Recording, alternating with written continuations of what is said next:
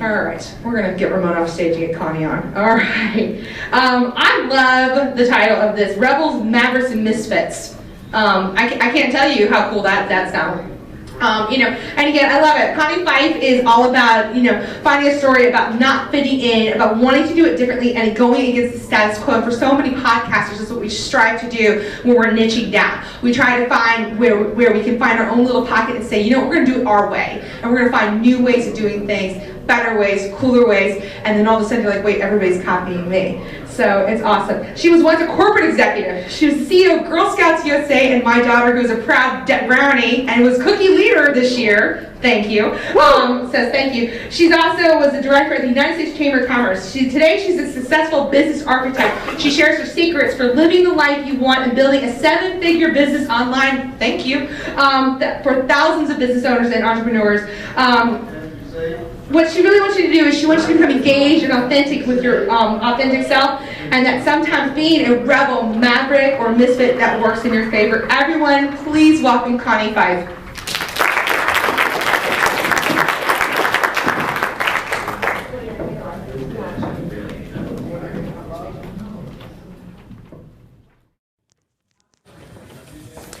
How's everybody doing? I'm sorry, how y'all doing? I am from Kentucky originally. All right. Minnie Pearl's my cousin. There you go. So is Loretta Lynn. That's right. So, today, I am so excited to be here because I want to talk to you about being your authentic self, living your dream, having deep respect and trust in yourself. And that's something I lost. And when I was first asked to speak, I thought, I'm unqualified. What am I going to talk about? I'll be the comedy act for the afternoon. I'll give them something to talk about. And that's what I used to think. Because when I was a Girl Scout CEO and I would show up to speak somewhere, what was everybody looking for? The cookies. So I don't bring cookies anymore because my profit margin would be this big if I brought the cookies. So we leave the cookies at home. But when Girl Scouts left me, I lost my identity. That's who I was. I bled green. And if anybody knows anything about Girl Scouts, you know exactly what I'm talking about. And then when they left me, I also lost my dream. I didn't know who I was going to be. For the next 2 years, I drank a lot of margaritas, sat by the pool, and then it finally dawned on me, I need to pick myself up and do something because my 6-figure income went to 0. And now the bill collectors were calling. They wanted to get paid. So my husband and I decided, well, we're going to just get rid of everything that we don't need. Any necessity. Forget the summer vacations. Forget the country club memberships. Those 5 cars sitting in the driveway, let's get rid of them all. We'll just keep the 2 that we need. That's exactly what we did because nobody was calling me. I was interviewing from Maine to Miami. I was living on the East Coast at the time. No one was calling. Then one day, the phone rang, and sheer panic. Oh, I have nothing else to give up. What else am I going to give away? I don't know what other bill that is still outstanding out there. So I pick up the phone. Hello? Somebody wants me. Yes! You want to produce a podcast for me? Yes! I hung up the phone. I looked at my son and said, what's a podcast? I called my husband. Honey, I'm going to be a podcaster. I don't know, but I'm going to do it. I had no idea what podcasting was. My husband comes home with a mixing board, a hi-ho microphone, and software so I can create my podcast. I had no idea what to do with any of this. Remember, I was a CEO. I had other people doing those things for me. I had no clue what to do. So I called my guy and said, you need to come over and you need to show me how to use this board. So he set all the buttons where they need to be. He tested my voice on the mic, and I took pictures of everything, and I took notes, and I still have those pictures in my files today, because if anybody touches that board, not to worry, I know where all those buttons go. I'm a professional podcaster now. A few months ago, my team wasn't available, so I had to do the interview myself and do the recording myself. I got this. Not to worry, I know what I'm doing. Well, afterwards, I go back to listen to the recording, and my guest, his voice was beautiful. I could hear him clearly. He was the only one on the recording. My voice was nowhere to be heard. I was like, shit, what did I do? I don't know what happened. So I pull out the picture, and I'm looking at the board. I'm like, everything seems to match. So I call my guy back. I'm like, you need to come out here. I don't know what I did. This was a fantastic interview. And I promised Dr. Moses I'm going to get this to him. And there was nothing. Over the telephone, within seconds, my guy says, I think you left your mute button on. The mute button was on the whole time, so you couldn't hear my voice. Well, this is what I'm finding out in podcasting. Now, I've been doing this for 5 years. I was on radio and podcasting. This past year, I decided to rebrand, and my show is now Up or Out. And I am working specifically with professional women to help them find their footing after coming out of corporate life, or help them get out of corporate life. We're doing that as well. But what I find out that most podcasters don't know what it really means to be a podcaster. They don't know how to take that podcast and put dollars in their pocket. And what they don't know is how to be different. They don't know how to stand out and let their audience know exactly who they are and what they want from their audience. So how can you expect somebody to know what you want if you don't know what you want yourself? When I was at Girl Scouts, I knew what I wanted. And then I lost it. Today, I know what I want. I want to serve every professional woman that has been shattered through their career, through their personal life, to get back on their feet and do what it is that they want to be doing in life and make some money.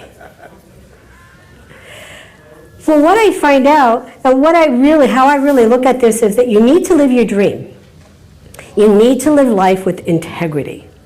You need to have respect in yourself, and you need to trust deeply. Think back when you were a child. What did you want to be when you grow up? Did you want to fly to the moon? Did you want to be a doctor? A fireman? Woohoo! My ex is a fireman. Or did you want to be the President of the United States? Or did you want to be a podcaster? By the age of 15, 16, 17, you know what you want to be when you grow up. Or at least somebody else is telling you what you're going to be when you grow up. And then over time, those dreams start to fade. They start to go away. Did you ever sit in a meeting where you have that dead glare looking at you when you are offering up an idea or suggestion? And you think, why isn't anybody listening to me? What is wrong with people? Because you know deep inside that you were designed, you were destined to be something else. So congratulations to all of you, because you are the misfits. You're the rebels, and you are the mavericks sitting here because you want to do it differently. Integrity is the most important thing that you need to have. If you don't have integrity, your life is off. Everything that you do is off. You need to have integrity in your personal life, in your business life, and when you do, things are going to happen. Things will matter. If there's nothing else that you get from this program today, I want you to say to yourself, I will commit to total integrity. Hey, remember that. The next one is respect, deep respect within yourself. When I was in my teens and in my 20s, I still didn't know what I wanted to do. Sex, drugs, and rock and roll, that was my way of life. That's how I lived. That was way before Girl Scouts. That was not on my resume. But other people around me seen that I wasn't respecting myself. I didn't see it. If you want other people to respect you, you need to have a deep respect in yourself. And after I lost my job with Girl Scouts, I started feeling that again. But I got it all back. And I have that respect in myself, and other people have that respect in me, because they also trust me. And when I'm talking about trust, I'm talking about that deep trust where somebody is going to give up their life for you. Think about the guys in the military, and the gals. I have a strong military family. My brother's Navy, my son-in-law is a sniper, and my nephew is an Army. And I think about them, that they show up and they immediately have trust amongst each other. They would give up their lives for themselves.